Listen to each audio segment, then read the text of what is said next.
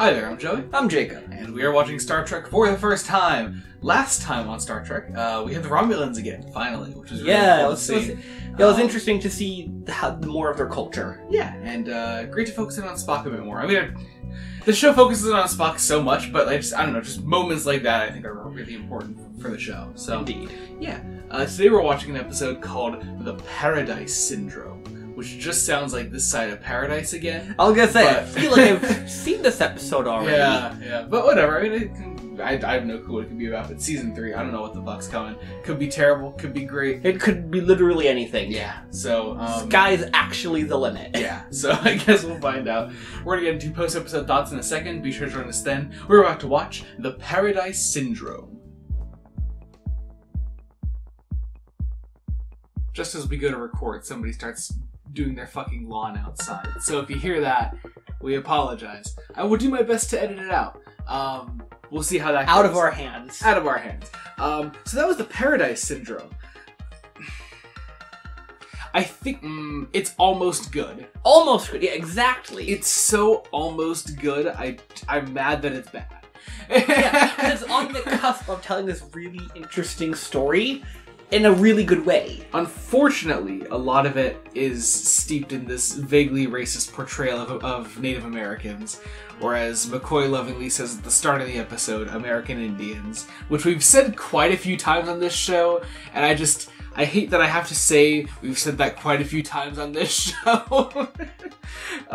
You also did point out something at the beginning of the episode, that it's the one people group not represented on the Enterprise. It's one of the few races, not represented on the Enterprise. You know, for a show that was that is still lauded for how interesting the crew setup was, you know, for being this fascinating team of people of various races and ethnicities and all that, and a literal alien in terms of lore. Yeah, it does miss the mark in a few places, and portrayal of Native Americans is definitely one of them, because we've unfortunately had to comment on it at least 2 or 3 times before. I was gonna say 2 off the top of my head. I'm pretty sure the apple.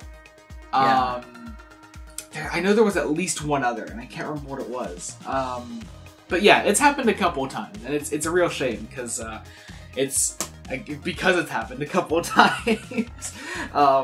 But still, this would be a good episode for Kirk actually, because I really love the idea of giving him this memory wipe for the purpose of saying that Kirk's devotion to Starfleet and the Enterprise is like this shackle on him, and when he is freed of it, he feels free. Mm-hmm. But he doesn't realize that because he's so devoted to it. Right. It's not that he's more himself, but Kirk is still himself when he's the captain of the Enterprise. Yeah. It's just that when he has not that, and he's got a mind wipe on it, he is his most free self. Yeah, definitely. If nothing else, he's free to pursue love. Yeah. A couple things don't quite make sense for me. The obelisk temple thing. Why did Kirk go to investigate it in the first place? Right, because it's played in a scene when he looks back at the tribe of people, and it's played along that scene where he goes, "Oh, I'm just gonna go this way." Yeah.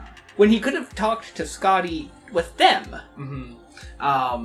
So yeah, as that happens, then he gets his mind wiped, and then for some reason he can remember very few things about his life otherwise. He remembers kind of his name. He starts to say Kirk at one point, and that's when he gets his god name of Kirok. Which, not a bad name, all things considered, but... Yeah, but he gets that happens, and he can, vaguely remember... Here's the thing, he keeps all of his language and motor skills, which is weird. Always something dropped in amnesia storylines. Yeah, and there's something else, but I'm looking at my notes here, and I genuinely can't remember what it was. Well, he introduces indoor lighting and candles. Yeah, he starts to introduce an irrigation system. Yeah. Which again could be really cool if once again we weren't portraying Native Americans in a vaguely racist light, and it's there. Also, I really was not vibing with this episode early on. It got a bit better towards the end. So I really just didn't care about a lot of these characters' names throughout the episode. Yeah. So I just started coming up with names on the spot. There's the guy that that Kirk's girlfriend ends up leaving for Kirk, and I just started calling him Bob. Right, and that did unfortunately stick. That really stuck throughout the episode. He gets some really funny moments though, because he's the guy that's like first like skeptical of Kirk, and then the girl leaves Bob for Kirk, and he gets pissed about it. He confronts Kirk eventually, and cuts his hand open, and sees that Kirk is not a god. And then he just kind of keeps that to himself for 2 months straight. Right. And doesn't decide to tell anybody. Which I just find really funny. I don't know. I love that. And also I loved the bit, because I have this quoted in my notes, because the shot is so funny. They're getting the woman who I also started calling Kyle at one point. I think her name is Miramani, though. Phenomena. I said it sounds kind of like a pasta name. Yeah, and so, yeah, so they're getting her ready for a wedding, and with Kirk, or Kirk, I guess. And she says, and I have it quoted here, "It is a time of joy for all my people." And then you cut over to Bob just looking into the hut all pissed off. It's so good. It is really funny. But then, like, a windstorm breaks out, mostly because the asteroid's coming in. It's fucking with the weather. So the asteroid's coming, and also I just want to know what they did about the wind before they had the god, because the thing is like, oh, the god has to go and stop the wind, but what did they do about it before? Because they imply that this is something that they've done before. Well, how did they do it? Okay, if I followed the episode, right, if I followed what they were saying, the chief's father, like the last chief, would have gone in and done it. Okay. But he's not a god, but someone would have done it. Huh. But in lack of someone who knows how to do it, God would appear. Yeah. Well, that's the legend. Okay, gotcha. And so Kirk is unable to stop the wind, and so Bob very easily turns the entire tribe on Kirk, and then Kyle goes up and to like defend her god husband, and they throw stones at them. Oh yeah, before this we found out that Kirk got Kyle pregnant, and this fucking episode.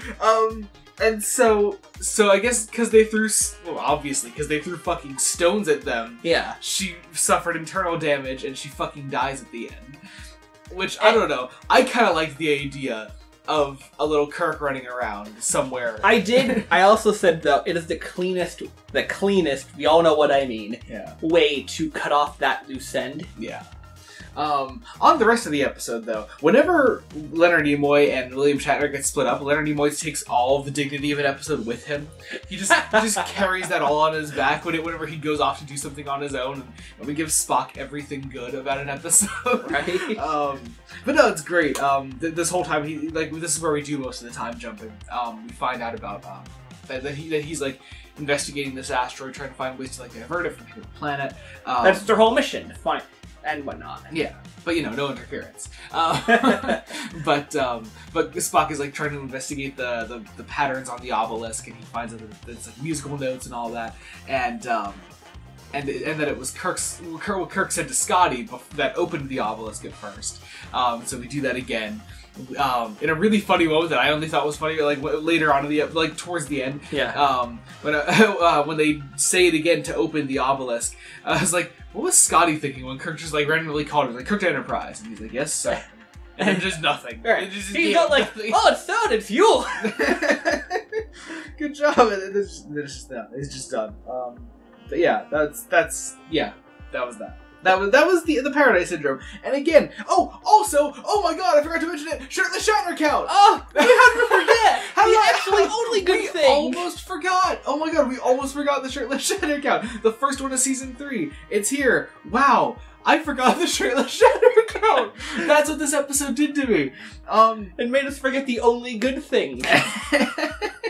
No, there were other good things. It's just the episode as a whole is just not strong. Yeah, it's not a strong episode. Though I do like what it does for Kirk in sort of the take parts of the message away aspect. Yeah.